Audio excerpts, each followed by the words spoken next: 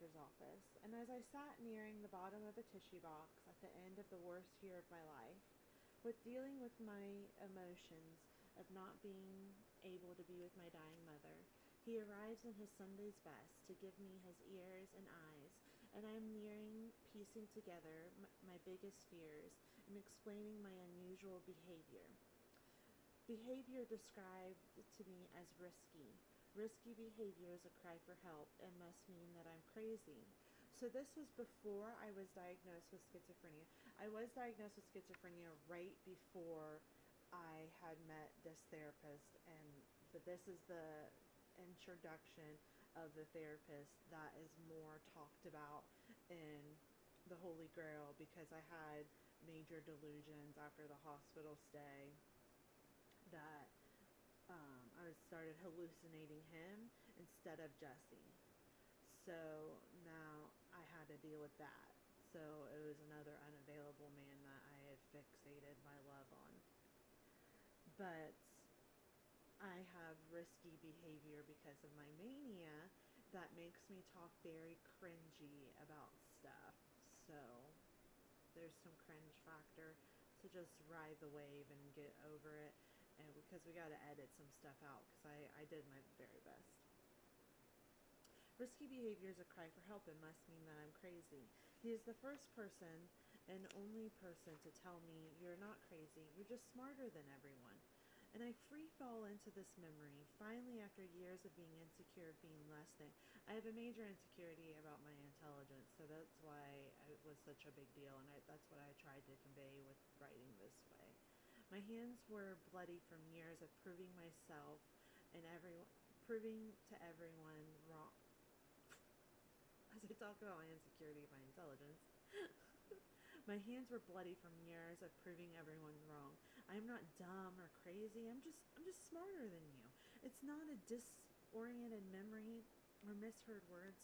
It's written in my medical record for the world at the top of the volcano to read, and the sharks to go over the notes of my downfall. I was hallucinating and wrote like everyone has sharks and volcanoes and stuff in my corporate life. I was a corporate healthcare trainer, and I really glorified myself in that role. That's my ego talking. I have since ate a lot of humble pie.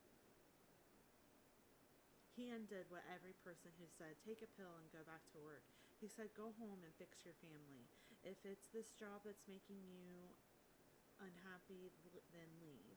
Then he continued to listen to me describe my grandmother's death in a trailer down the way from where we sat, knowing that someone in this new world finally got why I cry so much, why I cannot hear discomforts, and until this point in my life, I felt my screams were unheard.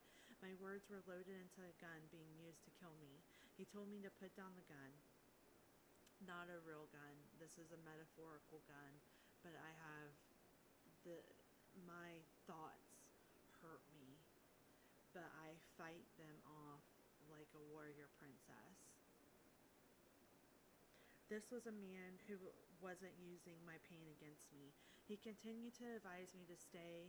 You are none of he continued to advise me by saying, "You are none of those things they say you are.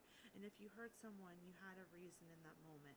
Now just forgive yourself and love on your family and water yourself first. And after you get done, take your can to your family. And after you fill up your can, walk to your chickens and give the rest. And keep working the soil, and the fruits will come in the spring." Now, I think I kind of elaborated that. I don't think he said all that.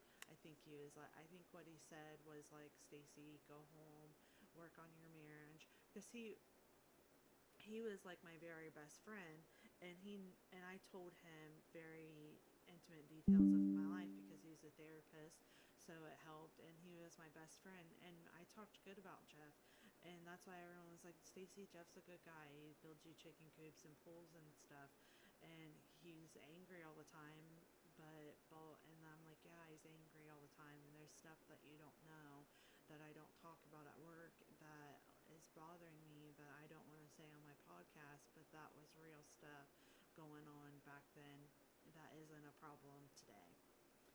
But Jeff wasn't the problem, it was my schizophrenia.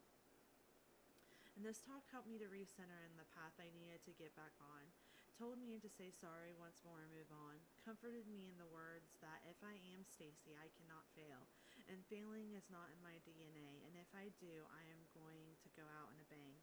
Those people were, so he asked me, he said, what is your greatest fear? As part of therapy, he asked me what my greatest fear was. Now, I had a crush on him, like, I'll just be honest, but we all did. So what has happened is that crush and writing about this, I wrote very professionally. Then in the Holy Grail, I kind of just got it off my chest of my feelings, and my feelings were very sweet love story.